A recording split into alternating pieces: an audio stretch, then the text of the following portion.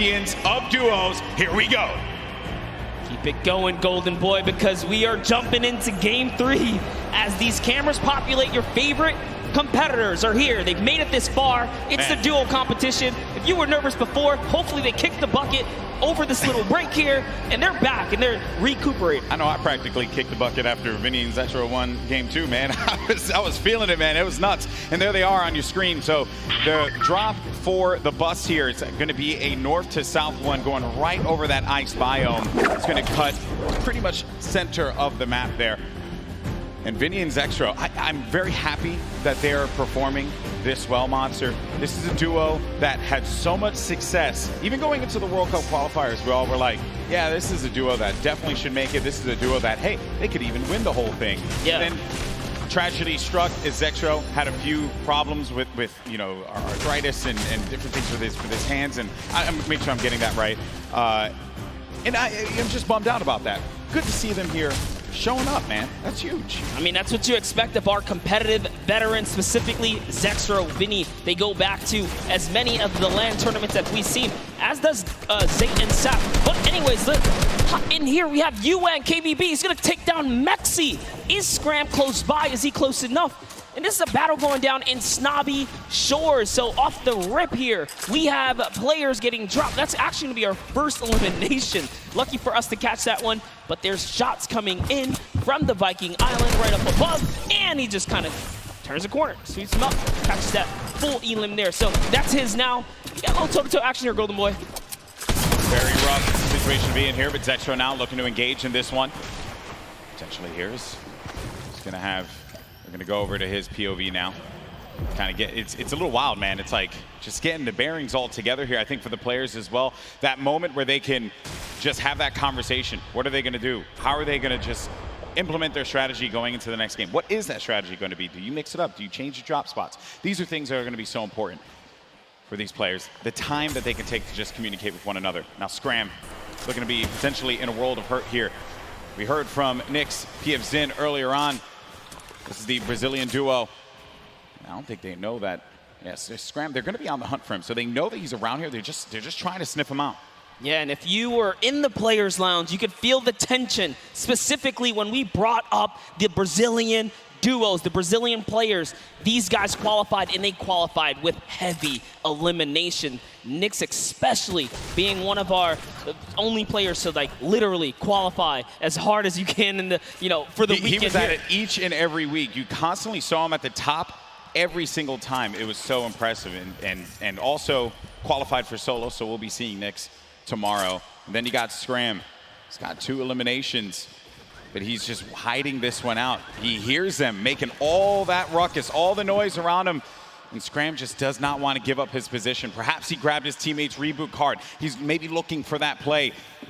But Nyx and PFZin, they have to have an idea of where he's going to be located here. Yeah, he does not want to give up his position here. He's actually just hiding in the basement right now, hoping that these guys just kind of blow by like dust in the wind right here. As Nyx and PFZin, they think it's clear. They think it's all good because they came in and they just wrapped up one of the other players. They actually didn't initiate the battle against Mexi and Scram here. So Scram might just get lucky and be able to kind of sneak on by as he hears this powerhouse duo, this Brazilian duo, kind of loot their way through and make their way to the zone soon. And loot they definitely will, because they're getting a lot of resources out of this. Scram over in the distance. He's going to be out of there, but now we're making our way over to the action. It's happening with 7SSK7. Got Spades and Crimmed. Now looking to push on for this fight here, potentially. Got some shots going off. Crimmed is going to play that overlook position. Getting challenged there and trying to use that advantage from the download, a little bit of that right hand, right? Just see if you can get a peek in there. Does get tagged up, Crimmed. Guy does back away there, does manage to build out. And Spades is gonna force him out. There you go. So they're just right now playing for that positioning, and I like the fact that they're using these, you know, the natural high grounds, right? Get to the top, hold it down. Don't really focus too much on just trying to get in their face quite yet. Give yourself that moment of opportunity and really get a lay of the land and then going for the engagement. Yeah, absolutely. The best duos will try their best to isolate their opponents, really force them into, you know, very weird situations like this, force the 1v1s, and hopefully get those free shots, and then pursue the push here. So again, look at how now they're split up again. So Spades and Crims are doing a great job here, pressuring and isolating their opponents right now. And so far, they're definitely dictating the pace of battle here. Yeah, that's what they want to continue to do. They're suffocating them. Plain and simple, right?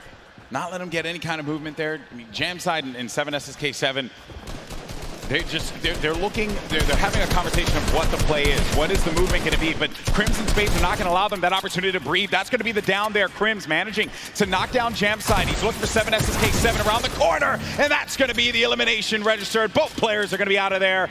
And a big win there for Crimson Spades. What a clean push right there. Crimson Spades have so much to prove here, because when they qualified, they were kind of looked down on, like, wait a second, was it luck? Was it not? No, they're here to show it off and show why they're at the World Cup Finals. But now, hopping back with Miz and Daedra, we saw them have a great game one, came out top 10, and they're still in the running. They're in about the top 10 right now as well, based off of eliminations.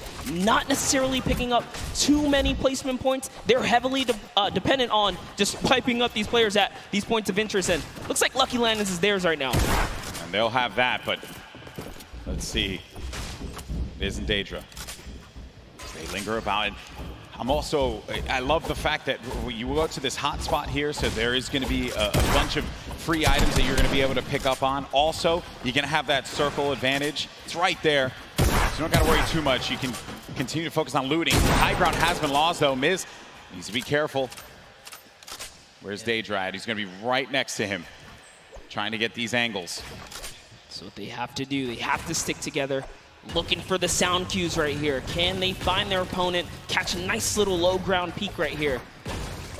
Low ground is definitely underrated. If you can just kind of peek out, catch a big shot, you're almost guaranteed a headshot, which is a big multiplier. Yeah, players don't really think about that, right? Like you always see Fortnite players go after the high ground. That's the bread and butter for a lot of players that play this game. But you know better than most that the low ground can pay dividends for you if you know how to take advantage of that positioning, and maybe some overzealous players to try and get aggressive on you. You got Gustavo along with Wishy. I'm actually very interested to see if Gustavo's going to lead this push here, because specifically between these two players right here, this duo, this Brazilian duo, Gustavo doesn't necessarily lead the pushes. It's Wishy. Wishy's the aggressive one here. So he has the ultimate high. He's always looking for the shot.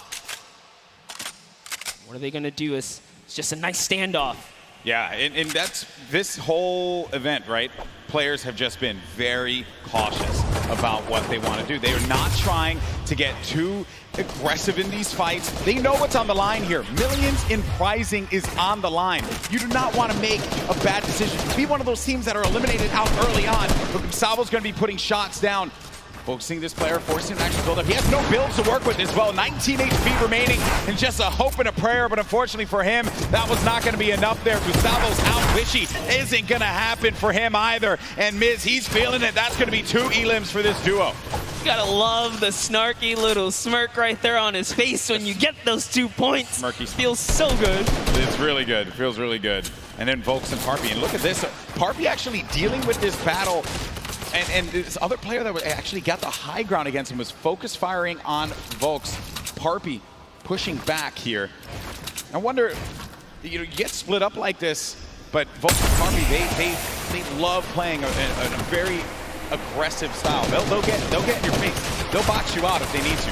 Yeah, without a doubt, this duo was unmatched when it came down to eliminations in the qualifying rounds. They had the most, actually, and even pulled off a consecutive 5 victories in 8 games to qualify for one of the weekends. Volks and Parpy, another kind of reference to game one, they had a great game one. We saw them picking up duos, but we haven't seen them necessarily make it through the end game. All they have to do is kind of slow it down here, and that's what they're trying to do, but being split up is terrible. Also, in the distance, I just want to make note, Wolfie's a very aggro controller player. He's another one. I think that we've seen a fun mixture of players that look to get that safe approach to the game, and then others that just want to take early fights, get some points early on, because maybe they're playing that early game strategy rather than like focusing so hard. Like if you get late game, that's great, but you do want to rack up a few eliminations. Look how low the points are that have been thus far in games 1 and 2. Get yourself a few elims and then maybe manage to make it to that top 15, which is very hard given how many players have stayed alive in this game. Games 1 and 2, we were at what, circle 5? Yeah, circle 5, I think. We were sitting at like 45, 46 players. They're just waiting for movement. Yeah, and that's where that storm surge kicks in, right? Does damage to players. That's feeling back. Crew and Chapels, one of my picks to watch. Had sort of been struggling in the format so far. I guess when the real pressure's on, you know, the environment shifts, right? Everything changes. Right. That's right. Everything changes here, and Crew does manage to get that shot off, or attempted to, with that tactical shotgun. It was not going to get the connection necessary there, but it did put the fear in the player to have to back away. Both players, well, respecting the space from one another. The stinkers come out. Crew and Chapix having to get out of there, and they're going to use those, I believe, the shockwave nades to just fly on out of there. Didn't see the purple over their bodies there, but they were able to fly on out of that fight.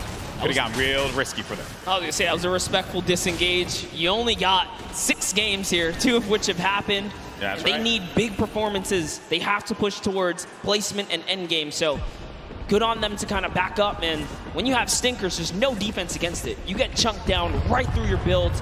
It really is annoying to go against. And speaking about the stinkers here, Epic Whale's under pressure right now, and that's just going to chunk him down. They force him off of the campfire, and we'll see if he returns to it. Yep, here you go. Yeah, you're only going to get so much time with that campfire. Epic Whale, along with 40R Storm. This is a Week 10 qualified duo. Last moment you could possibly have it happen, and they managed to pull it off. Maybe this could be the game for them. Another dominating duo in the scene, Airwalks and Nikov. Airwalks winning the Pro-Am yesterday 2 times now. This is a whole new ball game. Best players in the world in this lobby. It's not going to be a cakewalk, and he knows that. It hasn't been the best run thus far for Airwalks and Nikov. Yeah, and it was their last final games there. Notice the text right there. The fast track Airwalks and Nikov qualified for the Fortnite World Cup in their final 7 games. That's intense.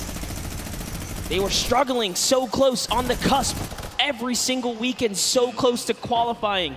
If it was 5 placements, they were 6 or so like that. It was that close for them. But jumping in here, Crew is going to put some pressure down, and it looks like his teammate has been traded out as well. He's already gone. Also going to see some eliminations over in the feed as well. You got Crew who just cleaned up on Volks, but Septic took out X-Mend.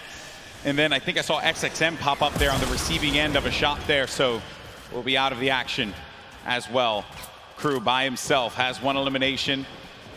Gonna be looking to get as many points as possible. Now we're gonna be sitting with 40 duos left alive.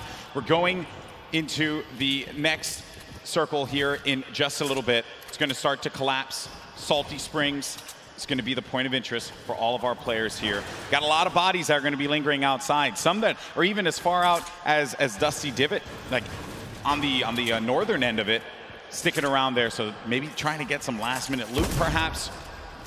We'll have to see. Here is Parpy looking for that peak. Volks and Parpy always tend to stay together, but wait a second, that was a tricky little shockwave right there. He did try to sneak his way into the build. He takes the wall. What are you going to do with it? Crew still looking for the replacement here. He gets it on land, takes the wall. 184! Crew's excitement, you can feel it from here. That was a huge shot. With the new tactical shotgun, the legendary. That's right. When you're feeling it, man. He went right for the fight. Ambitious, the young player there from Sweden, 15 years of age, man, and he's playing for millions of dollars. So many of these players. They're just young ones. We have a lot of young fans here in the arena today. Maybe next year this could be them.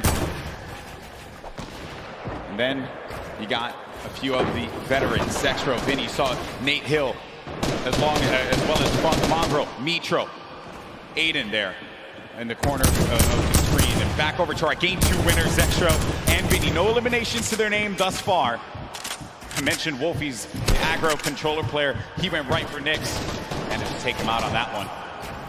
Yeah, I definitely want to see Wolfie hopefully catch some more highlights before the weekend's over. Touch base with him. He's a great kid, definitely enthusiastic about being here at the World Cup, and he feels totally prepared. He's ready to represent. He's one of the few controller players to actually qualify for this weekend. This is a big weekend for a lot of players, obviously, clearly.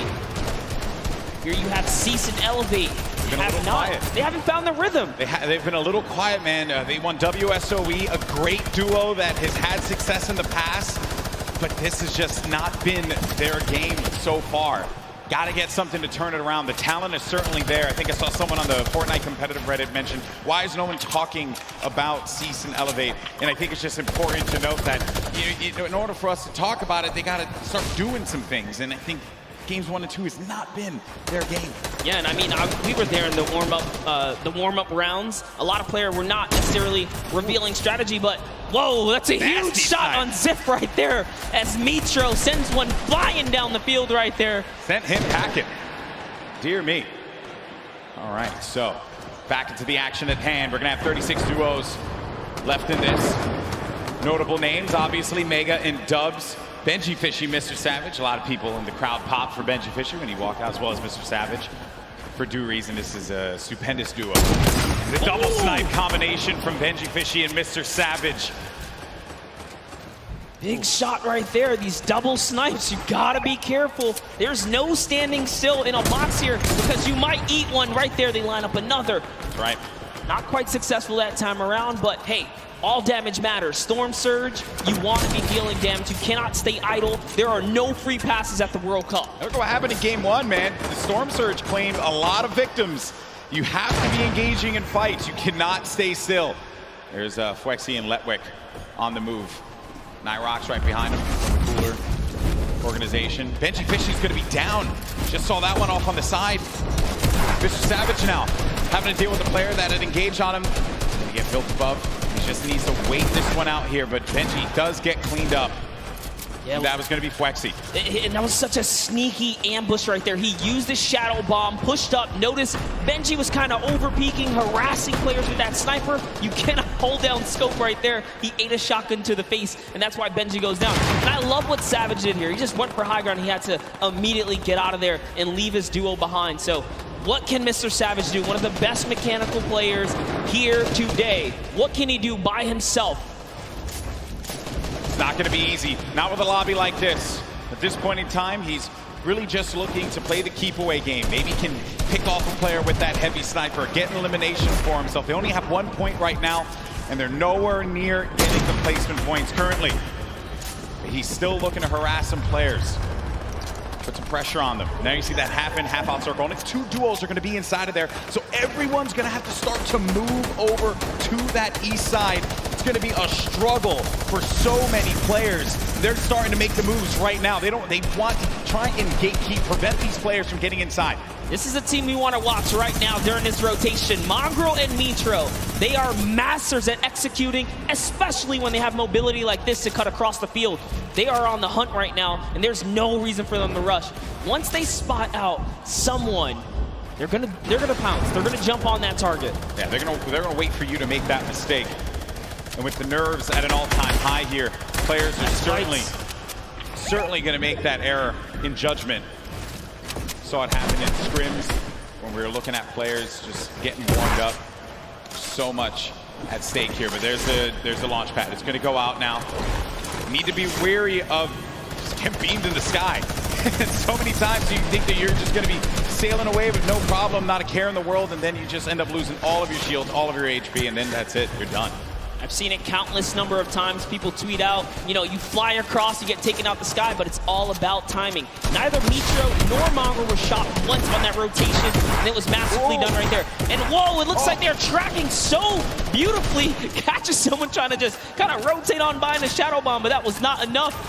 You were not safe from the shadows there, buddy. Another thing, too, was that when they were out of position for a brief moment, the way that they were able to just get back together. right? That patience with one another, the communication, you need to have it when you're getting down to these final moments. 25 duos are gonna still be standing here. You got Calculator and Macwood. They're gonna have that high ground up above. They shouldn't be comfortable just yet, because anything can happen here. Look at where that next circle is gonna be going. Moves need to be made. With that RPG, I mean, they can basically take high ground at any given moment that they want nor choose. Calculator looking around, already on 4 eliminations for Macwood. Macwood did say he's the fragger of the duo. We'll see if Calculator can keep up right now. I am just poking good fun because Calculator loves to talk a big game on the social medias. He really does, man. He's a character without a doubt. But right now, there is no fun and games to be had. This is game 3 of the Fortnite World Cup Finals. It's time to put up or shut up for a lot of these players. And look at that, wasting no extra mats. They do not waste more than they have to. This was earlier on. An elimination onto Mongrel and Mitra. There you have it. Out of the game once again. That duo, European powerhouse, gonna pay there to Dubs and Megga. So far, so good. Macwood again just holding this positioning right here. He is gonna get blocked out with his teammate accidentally, but it's all good. This is still his ground to control right now. They have clear control of the skies here. And they have a ton of builds to work with as well, Monster. 4 eliminations for Macwood. A great game for him thus far. That's 4 points for this duo, but he's going to be taking some shots. Has to be careful there. And there you can see the lay of the land, Monster. Yes, the placement thresholds will be divvied out soon. There goes the Storm Surge already ringing down on players. Jay has to make a big move. Doesn't matter. Zate is going to wrap up right here as Keys goes down as well. And the shots are flying. And you can just look at the overhead, the chaos that's going on in the mid-ground specifically. And look who's still in this, Saf. They're going to be in first place. If they keep this going, another dominant game for them, another high-placing game could be the difference maker to keep them in that first place position. Up on the high ground, Calculator and Macwood putting down shots yet again, not giving players any moment to be comfortable whatsoever. Look at the names that are here, though. The Rockets now starting to fly by Wolfies. Wolfies having to defend himself. Zate's going to be out of this one, so now it's going to be up to Saf. And Saf, he had to see his teammate go down, but his back's going to be to the Storm there. Now looking at Megga, who's waiting this one out. He knows on the right side of your screen, you can see it down low, that these players, they're going to try and force their way into his box, so he has to play defense. He has to disengage. And there's Saf, who just lost his teammate Zafe. Now he's going to be running this one solo. And then up above, it's Macwood and Calculator. This whole time, they picked up 3 eliminations from that whole exchange, Monster. That's exactly where you want to be. They're still putting this pressure down. And Zaf is looking for one, but it's Vinny who's going to take him out right there. So Vinny's going to find his first elimination, and he has so much health. He is in the game right now, although by himself because Zexro is down. And now Oslo, Bad Sniper, one of the few duos that are still left in this game right here. Arkham somehow, with a masterful rotation, he's still in as well. Bad Snipers at 11 eliminations with Oslo here. Wow, unreal stuff. Bad Sniper is going to be out of this one. Macwood and Calculator still owning the high ground on the mid. Down below, Dubs and Megga, one of the premier duos here at the Fortnite World Cup Finals. Could they get the high ground and wrestle the control away from Calculator and Macwood? Oslo waiting for Vinny. You can see that engagement down low, but we got to focus on what's going on above here, because Macwood and Calculator, they have their eyes on Dubs and Megga, and they do not want to give them that freedom to dictate where they want to go. They want to try and pinch them. Arkram just eliminated Vinny on that, and it's going to be Oslo and Arkram down low, but you're going to have a clash, a 2v2 in the high and in the mid ground, and Dubs and Megga feeling that pressure, needing to just dial back here, wait a minute, because I think what they're doing is they're just trying to see if they're going to run out of builds potentially. I mean, the play here certainly has just been defense, defense, defense. Yes, that's right. Oslo's now left by himself. All he has to do is time this firefight, so long as he doesn't bother them. But Dubs and Megga try to go for the high ground and make a fatal error. They fall to the low here, Golden Boy. This isn't looking good there. Megga and Dubs, they have the low ground, the ultimate low ground. Oslo's going to be outside, but they get the elimination. Calculator and Macwood, they're holding the high ground, and that's the